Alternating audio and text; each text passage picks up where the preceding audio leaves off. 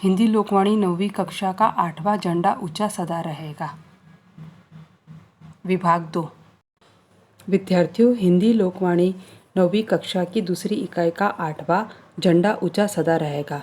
पहले मैंने आपको जो वीडियो भेजी थी, उस वीडियो में मैंने आपको कवि परिचय भेजा था और कवि परिचय के माध्यम से मैंने आपको नीचे कविता पढ़ के बताई थी। अब मैं आपको कविता का अर्थ बताने वाली हूँ। प्रस्तुत कविता में रामदयाल पांडे देश के ध्वज, उनकी विशेषता, इस ध्वज को प्राप्त करने के लिए भारतीयों द्वारा दिए गए बलिदानों, उनके सपनों, अन्य देशों के लिए उनके संदेश आदि का यहाँ पर उन्होंने वर्णन किया है। कविता की पंक्ति बताऊंगी और उसके बाद उसका अर्थ बताऊंगी। ऊंचा सदा रहेगा, ऊंचा सदा रहेगा, हिंद देश का प्यारा झंडा ऊंचा सदा रहेगा, झंडा ऊंचा सदा रहेगा।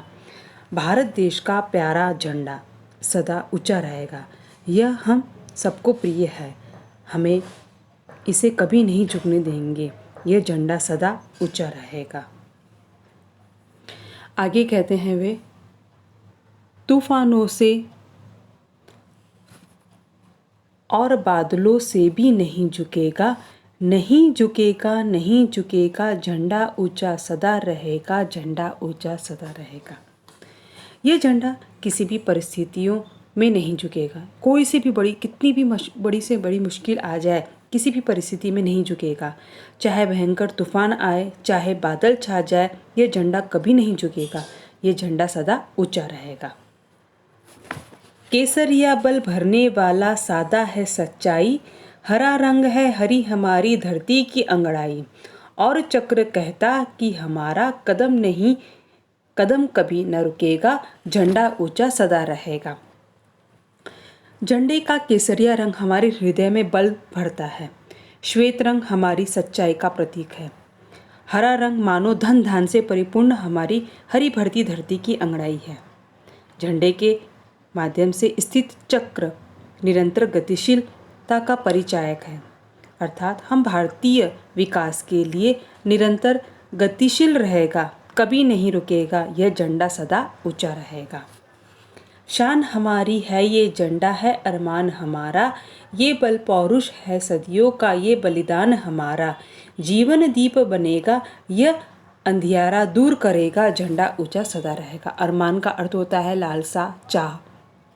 पौरुष का अर्थ यहाँ पर पुरुषार्थ, पराक्रम या साहस बताया गया है। कहते हैं यह झंडा हमारी शान है, हमारा अरमान है। लंबी गुलामी के बाद अपने ध्वज का हमारा अरमान पूरा हुआ है। भारतीयों के सदियों के बल पौरुष का परिणाम है यह झंडा। इसके लिए अनगिनत वीरों ने बलिदान दिए हैं। यह ध्वज भारतीयों के जीवन में दीपक का काम करेगा, अज्ञान कुरीति रूपी अंधियारा दूर करेगा। यह झंडा सदा ऊंचा रहेगा। आगे कहते हैं, आसमान में लहराए ये बादल में लहराए, जहाँ जहाँ जाए ये झंडा ये सुनाए, यानी कि बात, संदेश या संवाद सुनाए। और आज हिंद ये दुनिया को आज़ाद करेगा, झंडा ऊंचा सदा रहेगा। कवि कहते हैं कि यह झंडा ऊंचे आसमान में लहराएगा, यह बादलों में लहराएगा। यह झंडा आज़ादी का परिचायक है, स्वतंत्रता का पोषक है। यह जहाँ जहाँ जाएगा सभी को संदेश देगा कि आज हिंदुस्तान आज़ाद हुआ है। यह ध्वज दूसरे परतंत्र देशों को भी आज़ाद कराने में सहायक होगा। यह झंडा सदा ऊंचा रहेगा। आगे की भी पंक्ति में कहते हैं, नहीं चाहते हम दुनिया को अपना दास बनाना, नहीं चाहते औरों के मुंह की बात या रोटी या फटकार खा जाना, सत्य न्याय के लिए हमारा लहू सदा बहेगा, झंडा ऊंचा सदा रहेगा। आगे की पंक्ति में वे कहते हैं कि हमें अपनी स्वतंत्रता प्रिय है, हमें दूसरों की स्वतंत्रता को छीनना नहीं चाहिए। विद्यार्थी, आपको भी ये ध्यान रखना चाहिए, हमें किसी भी दूसरों की कोई चीज़ हो या कोई भी वस्तु हो, उसे हमें कभी भी छीननी नहीं चाहिए। हम दूसरे देशों के लोगों के अधिकार कभी भी नहीं छीनना चाहते। हम भारतीय सत्य और न्यायप्रिय लोग हैं। सत्य और न्याय के लिए जब और जहां हमें लहू भी बहाना पड़े तो हम पीछे नहीं हटेंगे। यह झंडा सदा ऊंचा रहेगा। आगे की वे पंक्ति में कहते हैं, हम कितने सुख सपने लेकर इनको ठहराते फहराते लहराते हैं, इस झंडे पर मर मिटने की कसम सभी खाते हैं। हिंद देश का है ये झंडा, घर घर में लहराएगा, झंडा ऊंचा सदा रहेगा। आगे कहते हैं कि जब हम अपने इस प्रिय ध्वज को फहराते हैं, हमें बहुत प्रसन्नता होती है। भविष्य के लिए अनेक सुखद सपने हमारी आंखों में लहराने लगते हैं। हम सभी भारतीय इस ध्वज की रक्षा के लिए अपना सब कुछ न्यौछावर कर देने की कसम खाते हैं। हिंदुस्तान का यह झंडा हर भारतीय के घर में लहराएगा, यह झंडा सदा ऊंचा रहेगा। विद्यार्थी, हम देख रहे हैं ना कि झंडा ऊंचा रहेगा, इसके आवाज़ से पटाखे भी गूंजने लगते हैं कि हमें अपने देश के लिए और अपने सपनों को पूर्ण करने के लिए आगे बढ़ना पड़ेगा। यानी कि इस ध्वज को प्राप्त करने के लिए भारतीय द्वारा दिए गए हमें बलिदान, उनके सपने, अन्य देशों के लिए उनके संदेशों आदि का हमें यहाँ पर संक्षिप्त रूप से इसका वर्णन बताया गया है। इसके आधार पर आपको यह परिचित के माध्यम से प्रश्न पूछा जाएगा, जैसे कि संजाल पूर्ण करो, झंडे की विशेषता क्या क्या दी गई है। तो आप क्या बोले कि झंडे की यानी कि हमारी शान, हमारा अरमान, हमारा बलिदान, सदियों का बल, पौरुष, ये झंडे की विशेषता बताया गया है। फिर आपको लिखेगा कविता की पंक्तियों को उचित क्रमानुसार प्रवाह तक पूर्ण करें, कि कविता की पंक्ति आगे पीछे दी जाएगी और उसको आपको उचित क्रम से लिखना पड़ेगा। या फिर लिखिएगा निम्न के शब्दों से विशेषण बनाना, जैसे कि सच्चाई, तूफान या शान या बल, उससे हमें क्या बनाना है, विशेषण बनाना। जैसे कि सच्चाई का क्या होगा, सच्चा, तूफान का तूफानी, शान का शानदार, बल का बलशाली।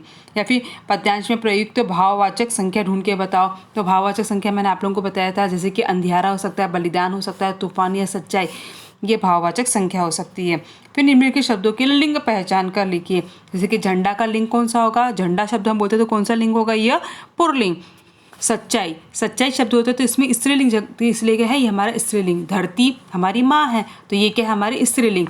तूफान क्या है, सब जगह तांडव करता है तो ये क्या हो गया, हमारा पुल्लिंग। आपको यहाँ पूछे उचित विकल्प चुनो, यानी कि आसमान में लहराए, आसमान में क्या लहराए, तो आपको नीचे कुछ ऑप्शन दिया जाएगा तो उसमें से ढूंढना। जैसे आसमान में बादल लहराए, नदी चाहते हम दुनिया को क्या करते, अपना दास बनाना। इस तरह से आपको पूछा जाएगा, यह सही या गलत करिए। पर्यायवाची शब्द पूछा जाएगा, पर्यायवाची शब्द में पूछा जाएगा आसमान को हम क्या कहते हैं, आकाश कहते हैं। बादल को हम क्या कहते हैं, मेघ कहते हैं। झंडा को हम क्या कहते हैं, ध्वज कहते हैं। आज़ादी को हम क्या कहते हैं, स्वतंत्रता या स्वतंत्र कहते हैं। उसी तरह पाठ में आपको सर्वनाम शब्द, जैसे कि यहाँ पर ही आपको दिया गया सर्वनाम शब्द हम दिया है, ये क्या है, सर्वनाम सभी और इसको, ये सब क्या है, सर्वनाम शब्द। अब विशेषण शब्द और हमको अगर बोले ढूंढने के लिए तो हम क्या, आज़ादी, ऊंचा, हमारा, अपना, ये क्या है, हमारा विशेषण। इसी आधार पर आपको पूछा जाएगा स्वतंत्रता का अर्थ स्वच्छता नहीं, इस विधान पर अपने सहमत विचार लिखिए। आपको सहमत विचार लिखना तो आपको अपने सहमत विचार लिखना है। कल्पना पल्लवन के अंतर्गत आपको जैसे कि कुछ पूछा जाएगा, यहाँ पर संभाषणी दिया है, क्रांतिकारियों के जीवन से संबंधित कोई प्रेरणादायक प्रसंग घटना पर आधारित संवाद बनाकर प्रस्तुत करो। तो आपको क्या संवाद, मैंने बताया संवाद का अर्थ वार्तालाप या बातचीत रहती है, तो ये आपको संभाषणी सुनना है। उसी तरह कल्पना पल्लवन में दिया है कि मेरे सपनों का भारत, इस विषय पर कल्पना विचार अपने शब्दों में लिखिए। तो क्या लिखोगे, मैंने अनेक बार सपना देखता हूँ, आप लोग भी देखते होंगे कि आने वाले समय में मेरा प्यारा भारत कैसा होगा। आज भारतीय समाज में व्यापक एक बड़ी समस्या है लड़का या लड़की के बीच में होने वाला भेदभाव। पुराने ज़माने में लड़कियों को शिक्षा दीक्षा का ध्यान नहीं दिया जाता था। तो इस तरह से आप कोई भी, यानी कि मेरे सपनों के भारत में आगे आपके सपनों में क्या होगा, तो आपको उसकी जानकारी लिखना है। यहाँ पर लिखा है कि राष्ट्र का गौरव बनाए रखने के लिए पूर्व प्रधानमंत्री द्वारा दिए गए सार्वजनिक कार्यों की सूची बनाओ।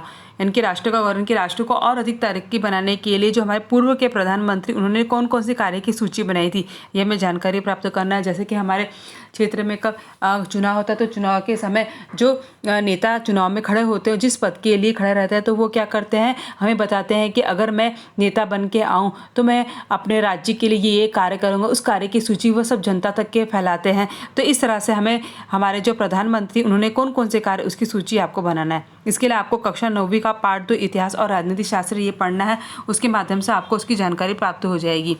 पटनी में किसी ऐतिहासिक नाटक का अंश पढ़िए। तो आप गूगल मीट के माध्यम से यह आप देख सकते हैं।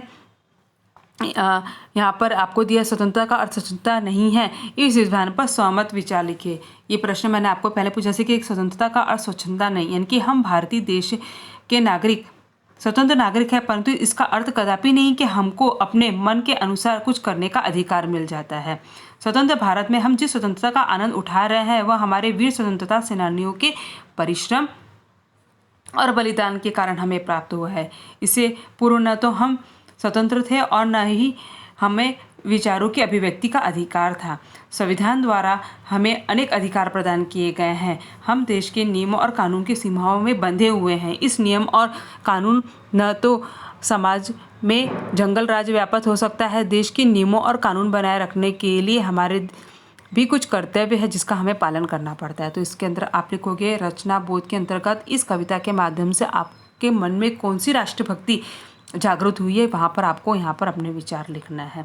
विद्यार्थियों, आपको ये प्रश्नोत्तर आप पाठ के अंग में प्रश्नोत्तर, कल्पना, संभाषणीय जो दिया है, श्रवणी, वो आपको अच्छे से सुनना है, समझना है और ये कविता आपको अच्छे से याद करनी है। कविता का अर्थ भी आपको याद करना है।